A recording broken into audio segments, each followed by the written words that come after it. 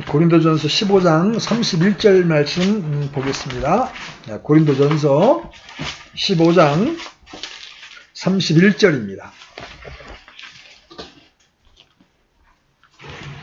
찾으셨으면 같이 읽겠습니다. 시작. 내가 그리스도 예수 우리 주 안에서 가진 바 너희의 기쁨을 두고 단언하노니 나는 날마다 죽노라. 나는 날마다 죽노라. 이 말씀을 여러분 마음속에 깊이 새기시기 바랍니다. 우리는 이제 성경을 통해서 구원받게 되면 우리 안에 예수님과 연합한 새 사람이 생긴다는 것을 알았어요. 그런다고 해서 내 안에 본래 부모로부터 태어날 때 가지고 있던 옛사람이 없어지는 건 아니에요. 그래서 성경은 그 옛사람이 십자가에 못 박혀 있다고 선언하는 거예요. 예수님이 십자가에 못 박히실 때 우리도 영적으로는 그분과 함께 처형되었다는 진리죠. 이 진리를 아는 것이 왜 중요합니까? 이 진리는 죄에 대한 승리를 위한 위대한 진리예요.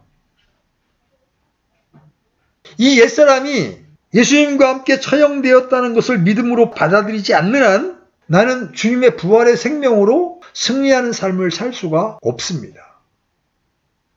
그런데 우리 옛사람은 처형되었습니다. 이렇게 말하면 사람들은 그러면 우리가 이제 더 이상 죄를 짓지 않겠네? 이렇게 생각을 합니다. 틀린 말은 아니에요. 그러나 간과해서는 안 되는 것이 뭐냐면 여전히 우리 안에는 옛 본성의 영향력이 있다는 겁니다. 그 본성이 우리를 죄로 인도하는 거죠. 그러나 성령님께 반응하고 육신의 욕심을 거부할 때 놀라운 승리가 있게 됩니다. 근데 그건 누가 해? 옛사람이? 아니에요. 내 안에 새롭게 형성된 새 사람만이 성령님께 반응을 합니다. 하나님의 말씀에 반응을 합니다. 그래서 구원받기 전에 자연인은 절대로 죄를 이길 엄두조차 낼 수가 없는 거예요. 왜? 내 안에 새 생명이 없기 때문에. 여러분 로마서 6장 12절로 13절 가보십시오. 로마서 6장 12절로 13절 같이 한번 읽어보겠습니다. 그러므로 너희는 죄가 너희의 죽을 몸 안에서 군림하지 못하게 하여 몸의 정욕 안에서 죄에게 순종하지 말고 또한 너희의 지체를 불의의 도구로 죄에게 내주지 말며 오직 너희 자신을 죽은 자들로부터 살아난 자로서 하나님께 드리고 너희의 지체를 의의 도구로 하나님께 드리라. 여기서 나오는 동사는 명령형으로 나타나고 있죠. 그것은 주님께서 해 놓으신 것도 있지만 우리가 해야 할 부분이 있다는 것을 가르치고 있는 겁니다. 왜 그럴까요? 주님이 해 놓으신 일은 우리가 그것을 믿고 나아갈 때 효력이 발생하기 때문에 그렇습니다. 이 부분에서 많은 사람들이 혼란을 겪고 있기에 십자가의 능력을 실제로 누리지를 못하는 겁니다. 자, 우리는 죄에 대하여는 죽은 자요, 하나님께 대하여는 산 자라고 성경이 말씀하십니다. 그래서 이론적으로는 죄가 우리를 주관하지 못하는 게 정상이에요. 하나님께서 우리를 도우시고 그 능력으로 함께 하십니다. 십자가의 능력은 바로 죄를 이기는 능력이에요. 세상을 이기는 능력입니다. 그래서 영적 전쟁에서 놀라운 승리로 우리를 인도합니다. 우리는 매 순간마다 이 사실에 기초하여 진리에 동의할 때 승리를 얻게 되는 거예요. 이것이 바로 이 땅에서 우리가 적극적으로 믿음으로 살아야 할 이유인 거예요. 그래서 몸을 입고 있는 동안 신자는 이 옛사람이 주님과 함께 십자가에 못 박혀 있음을 믿음으로 받아들여서 더 이상 기능하지 못하도록 해야 합니다. 여기에는 성령님의 도우심이 절대적으로 필요합니다. 부패한 자신의 옛사람을 보는 것과 그런 옛사람이 이미 십자가에 못 박혔음을 보는 것은 인간의 이성으로는 불가능합니다. 오늘날 이 십자가를 안다고 말하는 사람이나 단체에서조차 그 실제의 능력이 나타나지 않는 이유가 무엇이냐면 먼저 깨달은 형제들의 인식에 지적으로는 동의하여 십자가의 메시지가 전파되면 그렇지 하고 아멘 합니다. 그런데 성령님의 도우심을 통해 친히 자신의 실존을 발견하지 못했기 때문에 그 안에서 능력이 나타나지를 못하고 있는 거예요. 비록 신자가 구원을 받았더라도 이 옛사람의 본성은 사라지지 않습니다. 우리가 죄의 몸을 벗을 때까지 끊임없이 우리 안에서 역사하려고 합니다. 오죽하면 사도 바울이 누가 사망의 몸에서 나를 건져내리야 하면서 탄식했겠습니까? 바울처럼 영적인 사람도 계속해서 옛사람이 자기를 죄로 끌고 가는 것을 보고 있는 겁니다. 마귀는 신자를 소유할 수는 없지만 이 옛사람의 본성을 자극해서 자신을 따르도록 이끌어갑니다. 그래서 신자조차도 자신을 드러내려는 경향성, 자신을 변호하려는 경향성, 자긍심, 자기 신뢰, 이런 자기 중심성이 나타나는 겁니다. 여러분 가끔 가다가 교회 생활에 있어서나 직장 생활에 있어서나 가정 생활에 있어서 상대방한테 서운함을 느낄 때가 있죠. 왜 그래요? 그건 뭐예요? 그게 자기 중심성이에요. 세상이 나를 통해서 돌아가기를 원하는 거예요. 여러분 내로남불이라는 말도 자기 중심성에서 나온 거잖아요. 그죠? 내가 하면 로맨스야. 내가 바람 피면 로맨스야. 근데 남이 하면 불륜이라고 손가락질을 하는 거예요. 이게 자기 중심성이에요. 이게 타락한 인간의 본성이란 말이에요. 이거는 누구에게나 있는 거예요. 근데 그리스도인조차도 옛사람이 버젓이 살아있기 때문에 자기 중심성이 나오는 거예요. 이러한 옛사람의 본성은 끊임없이 하나님을 대적합니다. 그리고 영광스러운 교회가 건축되는 것을 방해합니다. 성경은 주님께서 십자가에서 이루신 일을 이렇게 요약합니다. 여러분 로마서 6장 6절 가보십시오. 로마서 6장 6절. 자, 찾았으면 같이 읽습니다. 시작. 우리가 이것을 알거니와 우리의 옛사람이 그분과 함께 십자가에 못 박힌 것은 죄의 몸을 멸하여 이제부터는 우리가 죄를 섬기지 아니하게 하려 함이니. 우리는 자칫 십자가에 처형된 것을 믿으면 되는 것 아니냐고 생각할 수 있습니다. 실제로 이 말씀을 깨달은 후에 더 이상 죄를 짓지 않는다고 자신 있게 말하는 사람들도 생겨나고 있습니다.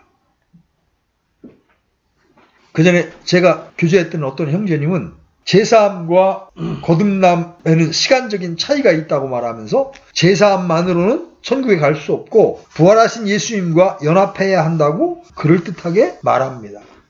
그리고 부활의 복음을 깨달은 자신들은 죄를 짓지 않는다고 장담을 합니다.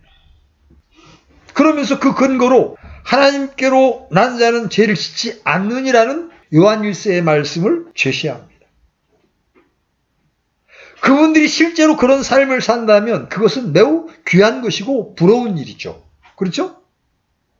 그러나 그분들의 가르침은 매우 위험해 보이는 것이 있습니다.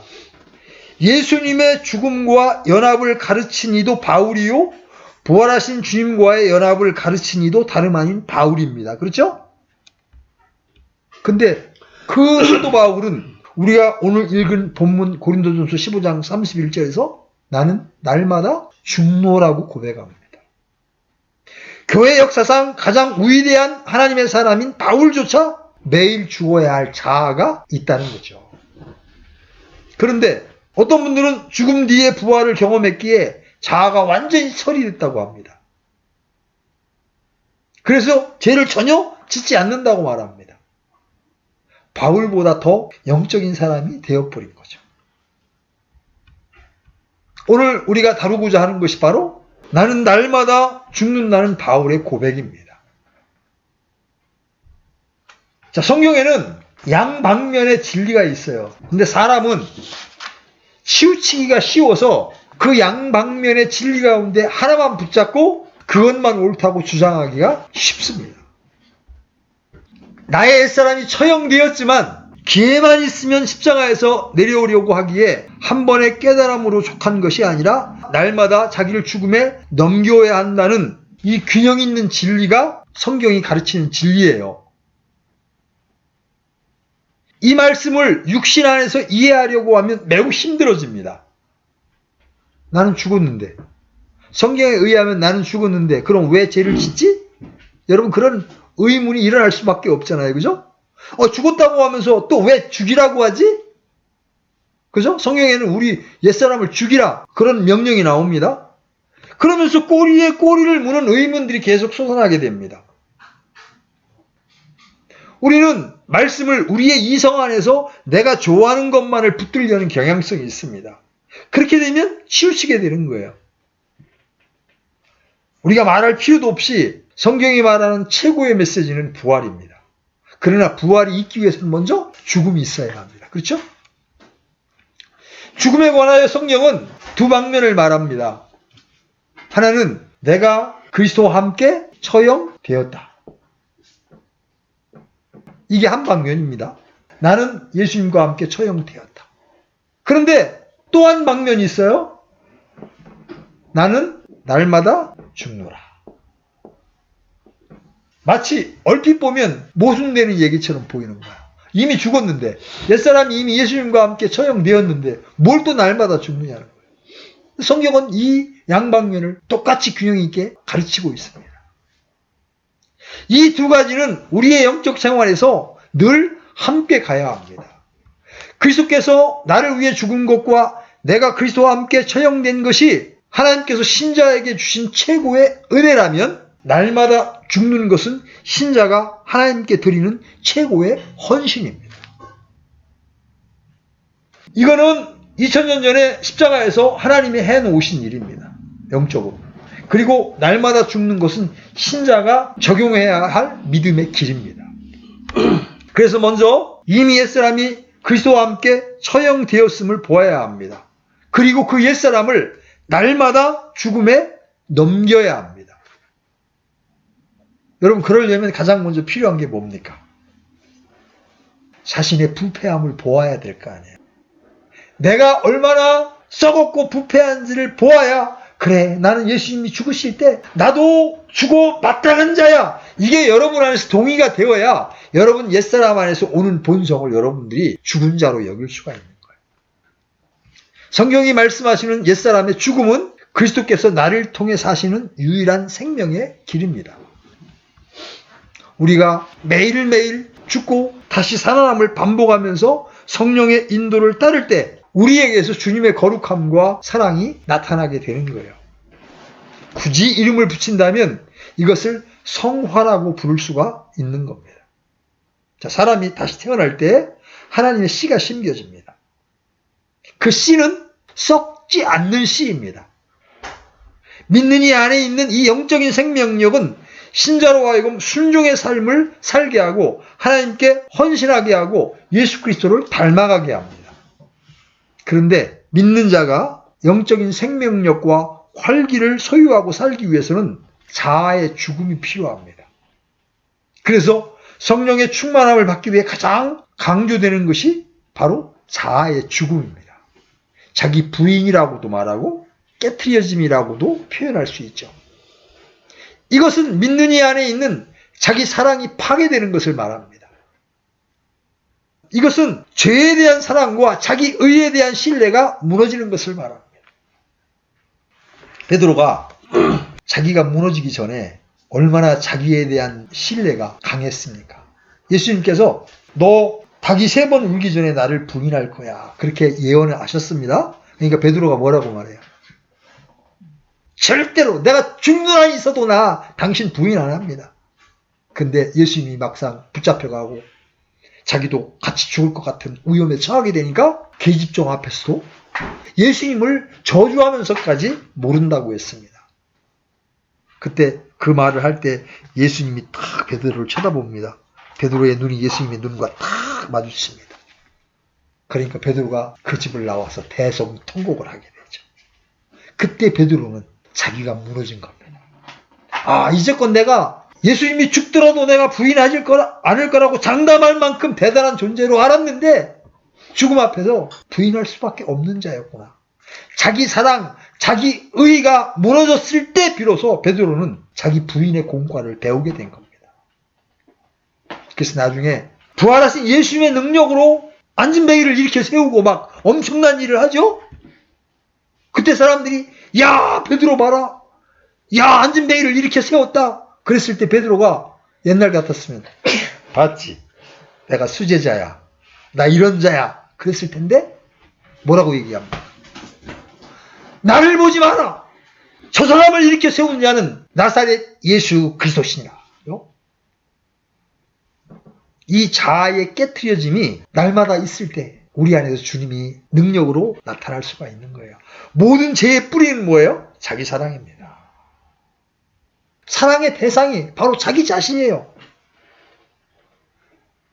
그리고 무엇에도 구속되지 않고 자기가 좋다고 여기는 대로 살아가는 것. 이걸 성경은 정욕이라고 부르는 거예요. 이걸. 오늘날 신자들에게서도 이 자기 사랑이 세상 사람과 똑같이 발견되는 것은 두렵고 무서운 일이에요. 성경이 무엇이라고 말씀하느냐에 관심이 없습니다. 내 생각대로 살겠다는 겁니다. 내 원함대로 살겠다는 겁니다. 여러분 기억하십시오. 이 자아는 그리스도를 따르는 데 있어서 부인되어야 할 자아입니다. 하나님을 거스르고 하나님의 말씀과 어긋나려고 하는 이 자아는 죽어야 된다. 아니 이미 죽어있다. 2000년 전 예수님과 함께 십자가에 처형되었다. 더 이상 인정하지 않아야 된다. 여러분 이 하나님의 대언자이면서도 자신이 좋다고 여기는 대로 살아가려고 했던 사람이 바로 요나라는 사람이었어요. 요나. 구약에 보면 요나사라는 책의 주인공입니다. 하나님의 뜻과 자신의 뜻이 충돌할 때 이해가 되지 않지만 하나님의 모든 행사는 선하시다는 믿음으로 하나님을 따르는 신앙. 이것이 바로 자기 부인입니다. 그러나 자신의 뜻을 고집하는 것은 하나님을 따르는 데 있어서 치명적인 장애물이 됩니다. 여러분 어떤 사람이 헌신합니까? 자, 요나 보고 너 니느웨로 가서 저 사람들에게 하나님이 심판할 거라고 메시지를 전해라. 니느웨는 한국 사람으로 치면 일본 사람만큼 싫은 민족입니다. 요나가 그래 하나님의 뜻이 있겠지. 그러고 순종했으면 아무 문제가 없는데 싫은 겁니다. 그 사람들이 하나님의 말씀을 듣고 회개하는 게 싫은 겁니다. 그래서 니느웨가 아닌 엉뚱한 곳으로 배를 타고 도망갑니다. 그러니까 하나님이 그 요나를 그냥 내버려 두시지 않죠? 바다에 풍랑이 일어나서 바다에 던지게 됩니다. 그래서 고래가 삼켜서 고래가 끌고서 이제 니느웨 앞바다까지 끌고 갑니다. 가서도 야 하나님이 심판하신대. 너희들 정말 회개해야 돼. 도다니도 이렇게 열정적으로 한 게 아니에요. 썰렁하게 회개하려면 해. 하나님이 니들 심판하신다네? 썰렁하게 전했는데도 그 니느웨가 금식하면서 회개합니다. 여러분 육체로 헌신한 사람의 문제가 뭔지 아십니까? 하나님의 뜻과 내 뜻이 일치할 때는 하나님을 따라가는 것 같아. 근데 하나님의 뜻과 내 뜻이 틀릴 때는 어떻게? 쌩 하고 돌아섭니다. 자기를 부인하고 자기 십자가를 지고 주님을 따르지 않고는 제자의 삶을 살 수 없고 성령의 열매를 맺을 수가 없어요. 여러분 보세요. 모든 식물이 뿌리를 내리고 자라는 곳에는 자란 씨앗이 죽은 그곳입니다. 그렇죠? 어떤 씨가 하나 떨어져서 그게 썩고 죽어야 거기서 새로운 생명이 태어납니다. 그러면서 모든 그리스도인들의 출생지는 갈보리의 십자가라고 할 수가 있는 거예요. 우리의 자아는 십자가에서 그리스도와 함께 죽었습니다. 갈보리의 십자가는 우리의 영적 탄생이 산출된 탄생지예요. 여러분은 영적인 성도가 되기를 갈망하십니까? 네, 우리는 정말 모두 영적인 성도가 되기를 갈망해야 합니다. 그런데 거기에는 진리에 대한 목마른 탐구가 있어야 합니다. 오늘날 진리를 탐구한다는 것이 세대주의 신학이나 부활과 휴거, 종말론 같은 교리를 공부하는 것으로 이해하려는 경향성이 있어요. 특별히 킹제임스 성경 진영에 그런 경향이 많아요. 물론 그런 것들도 필요합니다. 거짓 교리에 속지 않기 위해서, 성경을 바르게 알기 위해서, 견고한 믿음을 위해서 그러한 추구도 필요합니다. 그러나 더 중요한 요소가 있어요. 그게 뭐냐면 바로 십자가에 대한 탐구입니다. 누군가가 영적인 성도가 되는 비결이 무엇입니까? 성숙한 신앙을 소유하는 방법이 무엇입니까? 라고 물을 때 성경이 제시하는 답은 다름 아닌 십자가입니다. 바로 죽음이라는 것이죠. 죽은 사람에게는 문제라는 것이 없습니다. 그렇죠? 죽은 자에게는 원함도 분냄도 다툼도 없습니다. 죽은 자는 느낄 수도 없고 말할 수도 없어요. 십자가는 모든 것에 대한 죽음입니다. 그래서 십자가는 제자도의 첫 걸음이에요. 주님께서 말씀하시기를 누구든지 나를 따라오려거든 자기를 부인하고 날마다 자기 십자가를 지고 나를 따를 것이니라 이렇게 말씀하셨습니다. 갈보리에서 죽은 그리스도의 십자가는 역사상 단 한 번 영원히 드려진 것이지만 그것은 우리 삶 속에서 날마다 적용될 수 있고 적용되어야 하는 겁니다. 현재 그리스도인들이 겪는 가장 큰 두려움은 두 가지예요. 하나는 신자의 신분과 상태에 대하여 무지한 겁니다. 그래서 거룩해졌다는 말씀과 거룩해지라는 말씀 중 하나만 붙들려고 합니다. 여러분, 한국 기독교계 안에 몇몇 무리의 구원파라고 불리워지는 사람들이 있어요. 이분들은 거룩해졌다는 말씀을 굉장히 중요하게 생각합니다. 성경에 실제로 영원한 구속에 대한 말씀도 나오죠? 영혼이 온전케 되었느니라. 그 말씀에다 초점을 너무나 많이 두는 나머지 성경의 다른 부분, 예를 들어서 거룩게 지라는 말씀, 범죄하면 하나님 앞에 죄를 자백하라는 말씀을 경홀히 여깁니다. 그래서 심지어 자백하면 구원이 아니라는 이상한 교리까지 만들어냈습니다. 또 이른바 정통교회라고 하는 교파들은 거룩해지라는 말씀은 굉장히 소중하게 다룹니다. 그러나 이미 예수 그리스도의 사역의 공로로 우리가 거룩하게 구별되었다는 말씀은 경홀히 취급을 합니다. 그러다 보니까 확신이 없는 거예요. 왜? 주님이 이루어 놓으신 일에 대한 확신이 없으니까 자꾸 본인의 노력으로 거룩해지려는 노력만 하는 거예요.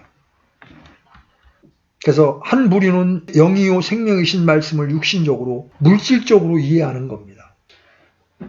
이는 마치 거듭남의 진리를 알아듣지 못했던 니고데모나 목마르지 않는 물에 대해서 이해하지 못했던 사마리아 여인이나 바리새인들의 누룩에 대해 빵이 없음으로 걱정했던 제자들과 마찬가지예요. 복음서에는 이런 예가 수도 없이 많이 나옵니다. 살과 피에 대해서 말하면 누가 능히 제사를 주어 먹게 하겠느냐 이렇게 말하는 거예요. 성전된 몸에 대해서 말하면 46년이나 걸려 지은 이 성전을 헐고 사흘 만에 어떻게 짓는단 말이냐 하면서 의문을 표했던 것 같이 많은 성도들이 영적 진리를 선포하면 육신적으로 이해함으로 논리의 모순에 빠지고 말씀을 어렵게 만들어버립니다. 이런 예는 너무나 많죠? 십자가의 진리 역시 그런 것 가운데 하나예요. 자, 보세요. 우리가 태어날 때 죄 가운데 태어났습니다. 죄 가운데 태어났다는 말은 영적으로 죽은 상태로 태어났다는 말이에요. 자, 에베소 2장 1절 보십시오. 에베소 2장 1절.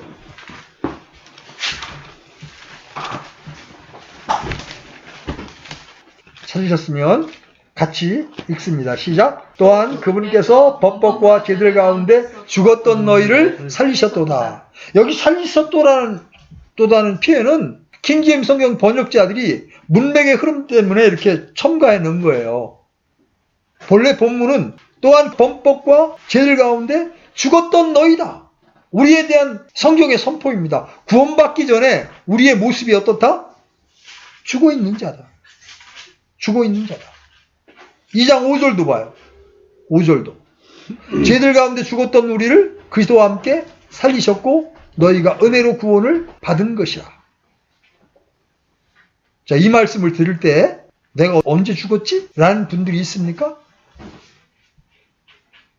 바울은 골로새서 2장 13절에서 또 너희의 죄들과 육체의 무할례로 죽었던 너희라고 이렇게 분명히 말씀하십니다. 우리는 모두 죄들 가운데 죽어 있었습니다. 자연인은 범법과 죄들 가운데 죽은 채 태어난 거예요. 세상 사람들이 왜 성경을 싫어합니까? 나 멀쩡하게 이렇게 활기차게 생활하고 살고 있는데 왜 나보고 죽었다고 말하느냐요. 왜? 그런데 이렇게 죽었던 자가 언제 살아납니까?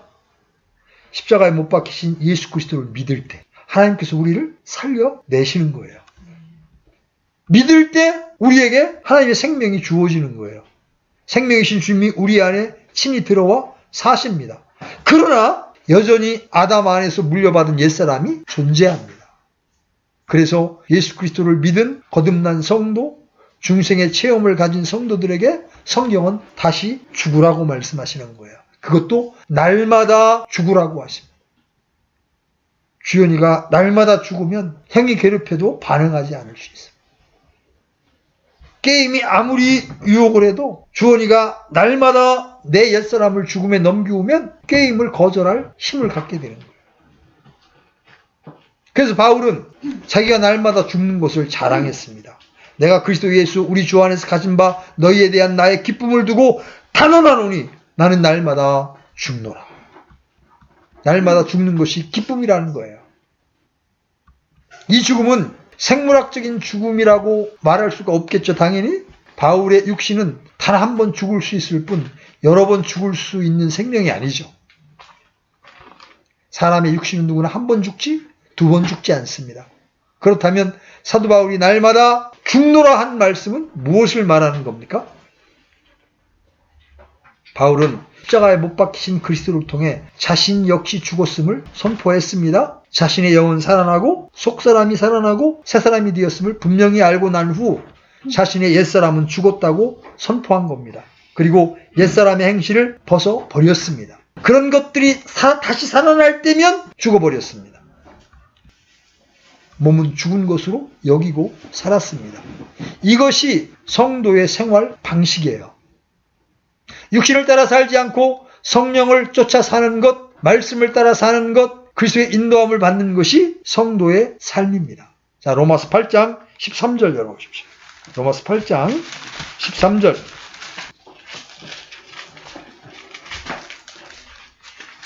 자, 같이 읽겠습니다. 시작. 너희가 육신을 따라 살면 죽을 것이로되 성령을 통해 너희의 몸의 행실을 죽이면 살리라.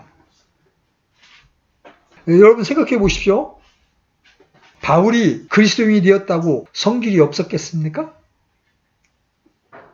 바울은 보통 까다로운 사람이 아니었습니다. 여러분 마가를 한번 여러분 생각해 보십시오.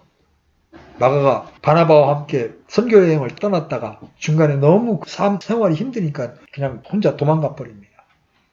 2차 선교여행을 떠날 때 바나바는 마가가 생길이니까 다시 잘 설득해서 데리고 가자고 합니다.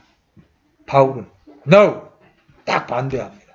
그래서 두 명의 선교사들이 대판 싸운 다음에 각각 따로 헤어져서 선교여행을 떠납니다. 인간적으로 볼 때 바울과 함께 동역하거나 동행한다는 것은 상당히 힘든 부류에 속한 일이니 틀림없어요. 그래서 바울은 끊임없이 자기를 죽이며 살았던 겁니다. 우리가 물리적으로 죽었다면 다시 죽일 일도 없어요. 그러나 물리적인 죽음이 아니에요. 그래서 죽이라는 명령이 있는 거예요. 죽었다는 진리만 있는 게 아니에요. 죽이라는 명령도 있습니다. 여러분 골로새서 3장 5절 가십시오. 골로새서 3장 5절. 자, 같이 읽겠습니다. 시작. 그러므로 땅에 있는 너희의 지체들을 죽이라. 그것들은 음행과 부정함과 무절제한 애정과 악한 정욕과 탐욕이니 탐욕은 우상 숭배니라. 여기 죽이라는 명령이 나오죠. 이것은 금욕주의를 주창하는 게 아닙니다. 우리는 땅에 있는 지체들을 죽여야 합니다. 십자가에 넘겨져야 합니다. 그러나 여러분 기억하십시오. 날마다 죽기 전에 우리 옛사람이 그분과 함께 십자가에 못 박혀 있는 것을 믿음으로 받아들이셔야 합니다. 그게 먼저예요. 그것은 우리의 옛사람이 아무리 선하게 보일지라도 십자가에 처형되어야 할 만큼 부패한 존재라는 것에 전적으로 동의하는 겁니다. 나만을 사랑하는 거, 나만을 위하는 거, 이거 정말 부패한 옛사람이라는 걸 여러분이 인정해야 하는 겁니다. 이렇게 십자가에 못 박힌 결과가 바로 죄의 몸을 멸하여 다시는 죄를 섬기지 않게 하는 거예요. 이건 진짜 엄청난 진리죠. 바울이 날마다 죽어야 했던 것은 우리의 옛사람이 그리스도와 함께 처형되었기 때문이에요. 예를 한번 들어볼게요. 여러분, 어떤 나라가 망하면 그 나라의 풍속이나 언어, 생활 양식의 뿌리가 되는 그런 것들이 2, 3세대가 지나기 전에 사라져 버립니다. 우리나라가 그나마 일본한테 40년밖에 압제를 안 당했으니까 우리의 문화와 언어를 그대로 보존했지, 만약에 우리나라가 한 120년 정도, 한 2, 3세대가 일본의 지배를 받았으면 한국말을 아는 사람이 거의 없었을지도 몰라요. 여러분, 중남미 사람들 보시죠. 중남미 사람들은 모두 스페인어를 씁니다. 왜 그럴까요? 스페인의 지배를 오래 받았기 때문에 본래부터 내려오던 것들이 다 죽어버렸습니다. 그리고 새로운 것으로 대체된 거예요. 자, 어떤 아이가 고아원에서 자라다가 양자로 입양되었습니다. 그러면 고아원의 기억은 잊어버려야 합니다. 그렇죠? 이전 생활 방식을 모두 잊고 입양된 가족의 생활 양식을 배우게 됩니다. 고아원에서 쓰던 말도 버리고 고아원에서 입던 옷도 버리고 이전에 즐거웠던 일, 괴로웠던 일 모두 추억으로 넘어가 버립니다. 더 이상 신경 쓸 일이 없어요. 자신의 삶의 근거지, 삶의 터전, 삶의 뿌리가 바뀌었기 때문입니다. 그래서 잊어버리라. 이전 행실을 벗어버리라. 이전 행실을 죽이라고 말하는 거예요. 죽었기 때문에 죽이라는 거예요. 하나님이 이미 죽여놓은 것을 받아들이라는 것이죠. 근데 그 죽은 것을 붙들고 있으면 자기만 고생하는 거예요. 여러분, 구원받은 신자가요, 옛사람을 십자가에 넘기지 않고 옛사람의 본성대로 살면 편할 것 같아요? 여러분의 체험을 한번 생각해 봐요. 하나님 말씀 순종하기 싫어서 옛사람의 본성으로 여러분 살았어. 그런 다음에 여러분의 마음속에 느끼는 느낌이 어때? 행복해요? 기뻐요? 편안해요? 불편해진다. 왜? 여러분 안에 그리스도께서 계시기 때문에 그게 아니다, 너 그렇게 사는 게 아니다 하는 느낌을 계속 주거든. 여러분이 옛사람을 딱 부인하고 주님이 기뻐하시는 일을 믿음으로 순종해서 한번 해보십시오. 여러분, 갑자기 소망이 생기고 마음에 기쁨이 막 생기고 활기가 차게 됩니다. 왜? 내 안에 계신 주님이 기뻐하시는 거거든. 여러분, 모든 성도들은 십자가에 못 박힌 예수 그리스도를 통해 우리의 옛사람은 이미 처형되었습니다. 이전에 살던 민족과 나라와 가정이 망한 것이나 마찬가지예요. 우리는 아담 안에서 그리스도 안으로 옮겨왔고 하나님의 자녀로 입양되었습니다. 그래서 과거는 잊어야 합니다. 벗어버려야 합니다. 수십 년을 살아온 가치관이 있고 말투가 있고 생활 방식이 있겠지만 우리는 변해야 합니다. 이런 의미에서 성경은 우리에게 이렇게 말해주고 있는 거예요. 여러분, 에베소 4장 22절로 24절 읽어보십시오. 에베소서 4장 22절로 24절. 자, 같이 읽겠습니다. 시작. 이전의 행실에 관하여는 너희가 속이는 것으로 가득한 욕심들에 따라 부패한 옛사람을 벗어버리고 너희의 생각에 영이 새롭게 되어 하나님을 따라 의와 참된 거룩함으로 창조된 새사람을 입었도다. 자, 환경이 바뀌고 신분이 바뀌었음에도 불구하고 여전히 옛 것을 고집하면 안 돼요. 그래서 교회는 계속 우리가 바뀌었음을 가르쳐 주는 거예요. 그것을 받아들이게 하는 거예요. 단기간에 잘 되지 않더라도 꾸준히 그 사실을 가르치는 거예요. 너희들은 더 이상 옛사람이 아니다. 너희들은 더 이상 어둠의 자녀들이 아니다. 더 이상 마귀를 따를 필요가 없다. 세상과 일치하지 말라. 이렇게 가르치는 거예요. 우리의 신분을 철저하게 인식시켜 주는 겁니다.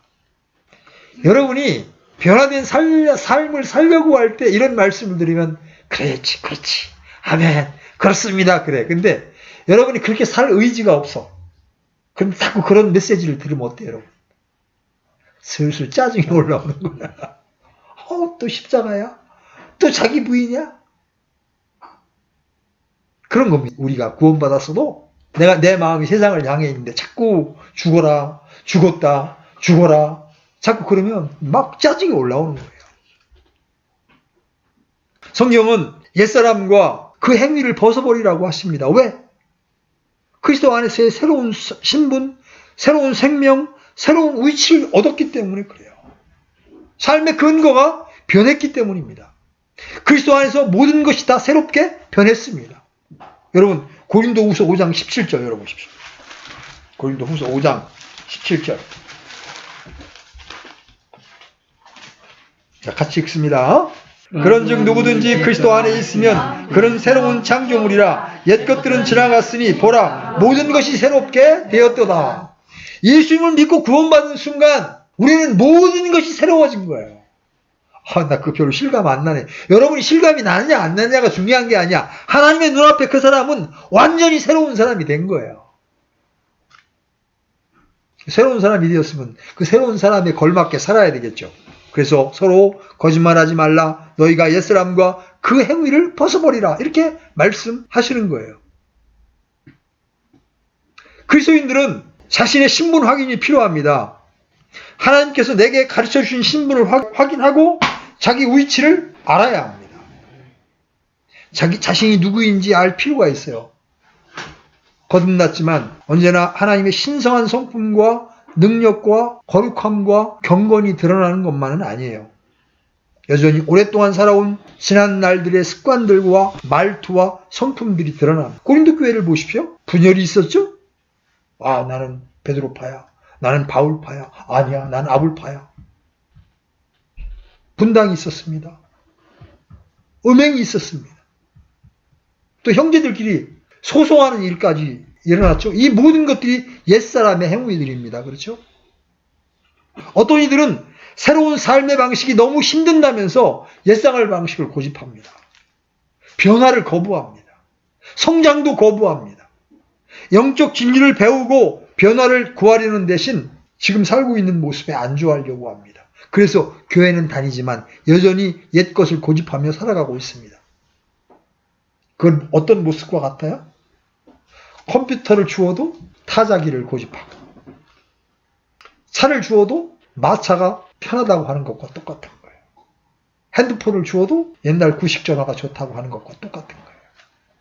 근데 이것은 하나님 앞에 악한 모습이에요. 옛사람으로 살아가면 자기가 왕이 됩니다. 그러나 새사람 안에서는 주님이 왕이십니다. 나는 오래 참기 싫습니다. 주님이 내 안에 왕이 되시면 사랑은 오래 참고 온유하며 무례히 행치 아니하며, 내가 살면, 내가 중심이 되어 있으면 어떻게 돼? 오래 참아서요? 조금만 삐딱하면 승기를 내게 되죠. 그죠? 내 옛사람이 주인이냐, 주님이 주인이냐, 그거에 따라서 나의 삶의 모습이 완전히 달라지는 거예요. 옛사람으로 살면 내 만족을 위해 살게 됩니다. 새사람으로 살면 영적 만족이 우선입니다. 이전에는 농담, 허황된 말, 비속한 말, 추잡스러운 말, 음탕한 말, 비뚤어진 말을 아무렇지도 않게 했습니다. 그러나 이제는 건전한 말, 덕을 세워주는 말, 적합한 말, 골수에 양약이 드는 말, 영을 시원하게 하는 말을 하려고 합니다. 말에 소금으로 간 맞추어 항상 은혜가 있게 하려고 합니다. 이것은 사투리를 쓰던 사람이 표준어를 쓰는 것만큼 훈련이 필요합니다. 한국말을 쓰다 영어를 쓰는 것만큼이나 훈련이 필요합니다. 어렵습니다. 왜? 옛날에 하던 게 툭툭 나오거든요. 그걸 안 하려면 부단히 내가 안 하려는 노력을 해야 합니다. 왜? 그런 옛사람의 습관들, 이런 것들은 육신의 일들이고, 이 육신의 일들은 누구와 원수가 돼? 하나님과 원수가 됩니다. 그래서 그때마다 우리는 주님의 십자가의 죽으심을 통해 이루신 일을 생각하고 그 말씀을 믿음으로 새로운 삶을 살아야 하는 거예요. 나는 날마다 죽노라. 이건 바로 날마다 새 성품으로 옛 성품을 대신한다는 의미예요. 자아가 살아있는 성도들은요, 자존심을 건드리거나 자아가 상하거나 자아가 무시당하는 것을 용납하지 못하고 견디지 못합니다. 많은 교회 안의 분열과 불화가 바로 이 자아 때문이에요. 영적 생활의 가장 큰 걸림돌은 마귀가 아니라 죽지 않은 채 살아있는 자아라는 말이 있습니다. 교회 부흥의 가장 큰 걸림돌 역시 마귀의 공격이 아니라 성도의 육신적인 자아입니다. 고린도 교회의 모든 혼란과 분란은 마귀와의 전쟁이나 공격 때문이 아니라 그들의 육신적인 자아였습니다. 바울은 갈라디아 교회의 성도들에게 육신의 행위들이 무엇인지 분명하게 말하고 있죠? 저를 한번 열어보십시오. 갈라디아서 5장 19절로 20절. 갈라디아서 5장 19절로 20절 같이 한번 읽어봅니다. 시작. 이제 육신의 행위들은 명백하니 이것들이라 곧 간음과 음행과 부정함과 세욕과 우상숭배와 마술과 증오와 불화와 경쟁과 진노와 다툼과 폭동과 이단 파단과 시기와 살인과 술취함과 흥청됨과 또 그와 같은 것들이라. 내가 또한 전에 너에게 말한 것 같이 이것들에 대하여 미리 너희에게 말하노니 이런 것들을 행하는 자들은 결코 하나님의 왕국을 상속받지 못하리라. 두려운 말씀입니다. 여기 증오, 경쟁, 시기, 술취함, 흥청됨, 여러분들이 별거 아니라고 생각하는 이런 것들이 다 육신의 행위들이고 이런 것들이 계속 반복될 때 하나님의 왕국을 상속받을 수 없다는 거예요. 이건 구원이 취소된다는 의미가 아니에요. 그리스도의 왕국에서 내가 받을 유업이 없다는 거예요. 주님 앞에서 받을 상급이 전부 다 사라져버린다는 거예요. 두려운 말씀으로 이 말씀을 받아야 합니다. 우리는 주님의 죽으심을 기억하고 그 죽음을 내 안에 적용할 때 우리의 옛 성품은 죽고 예수님의 생명이 드러나게 되는 거예요. 여러분 고린도후서 4장 10절, 고린도후서 4장 10절. 자, 같이 읽습니다. 시작. 우리가 항상 주 예수님의 죽으심을 몸에 짊어짐은 예수님의 생명 또한 우리 몸에 나타내게 하려 함이라. 주님이 이루신 일을 내가 믿음으로 받아들일 때 그때 우리 몸 안에서 예수님의 생명이 드러나는 거예요. 그게 열매로 맺히는 거예요. 성령의 열매 9가지 있죠? 사랑, 기쁨, 화평, 믿음, 온유, 절제, 부드러움, 선함, 이런 것들이 아까 갈라디아서 5장 19절로 21절의 그 아주 추악한 육신의 행위들이 아닌 성령이 내 안에서 맺으신 열매가 나오게 되는 거예요. 그게 능력으로 나타나는 거예요. 바울은 끊임없이 십자가에 죽으신 그리스도에 집착하고 그것을 추구했어요. 왜? 부활의 권능이 거기서 나오기 때문에 그렇습니다. 내가 그리스도와 그분의 부활의 권능과 그분의 고난에 참여하는 것을 알고자 하여 그분의 죽으심과 같은 모습이 되어 십자가를 통한 죽음을 날마다 믿음으로 받아들일 때 그때 부활의 권능이 내 안에서 나타나는 겁니다. 이런 빛비춤이 있을 때 우리의 신앙은 주님의 것을 닮아가는 겁니다. 주님의 삶은 어떤 모습이었습니까? 첫째, 예수님은 하나님을 목적으로 사셨고 오직 하나님의 영광을 구하며 자기 자신을 부인하는 삶을 사셨습니다. 십자가를 거치지 않고는 인생의 목적이 하나님의 영광이 되지 않습니다. 하나님도 영광을 받으셔야 하지만 나도 이 세상에서 출세해야 합니다. 사역자들 가운데에도 이런 사람 진짜 많습니다. 하나님도 영광을 받으셔야 하지만 나도 인정을 받아야 합니다. 그래서 내가가 나오는 겁니다. 내가 이런 교회를 이렇게 세웠습니다. 내가 이렇게 수천 명 모이는 교회를 내가 세우지 않았습니까? 내가가 나오는 거예요. 주님은 이렇게 말씀하셨습니다. 내가 내 뜻을 행하려고 하늘로부터 내려오지 아니하고 나를 보내신 분의 뜻을 행하려고 내려왔느니라. 여러분 제자들은 어떻습니까? 누가 더 큰 자인지를 가지고 싸웠잖아요. 그죠? 그게 육신이에요. 둘째로 예수님은 하나님의 자원으로 사셨고 하나님의 자원으로 사역하셨습니다. 오병이어의 기적을 보십시오. 하나님의 권능으로, 자기의 능력이 아닌 하나님의 권능으로 사셨습니다. 셋째, 예수님은 하나님의 관점으로 보셨습니다. 스스로 판단하지 않으셨습니다. 요한복음에서 주님이 이렇게 말씀하십니다. 너희는 육체를 따라 판단하나 나는 아무도 판단하지 아니하노라.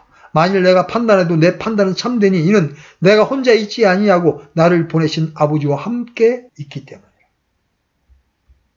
옛사람의 본성은 너무 쉽게 판단한다는 거예요. 육체를 따라 판단한다는 거예요. 마리아가 옥합을 깨트린 것이 육체의 눈으로는 허비였습니다. 그렇죠? 그러나 주님의 눈에는 진정한 경배였습니다. 넷째로 예수님은 아무것도 스스로 하지 않으셨고 친밀한 교제 가운데 성령의 인도하심을 따라 사역하셨습니다. 주님은 이런 삶으로 우리를 초대하십니다.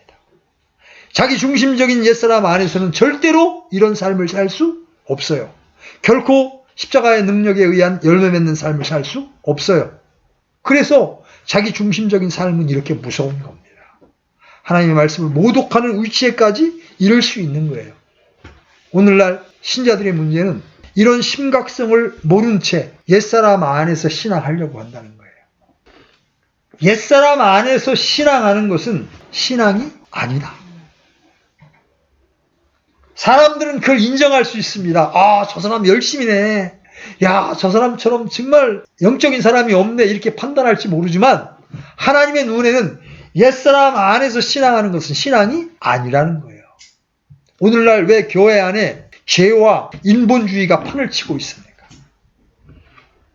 옛사람 안에서 신앙하기 때문에 그렇습니다.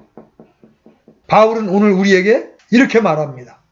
나는 날마다 죽노라. 바울처럼 영적인 사도가 날마다 자기를 죽음에 넘기우는 삶을 살았다면 우리는 말할 것도 없겠죠. 그죠? 여러분 일어나시면 눈이 떠지면 제일 먼저 여러분이 해야 될 기도가 하나님 오늘도 저로 살지 않고 주님으로 살기를 원합니다. 저는 이미 2000년 전 주님과 함께 십자가에서 죽은 자입니다. 저로 반응하지 않고 주님으로 반응하기를 원합니다. 이게 여러분의 첫 번째 기도여야 합니다. 우리 모두 날마다 죽노라는 고백이 기쁨이고 자랑이 될 수 있는 신자들로 전진할 수 있게 되기를 바랍니다. 아멘.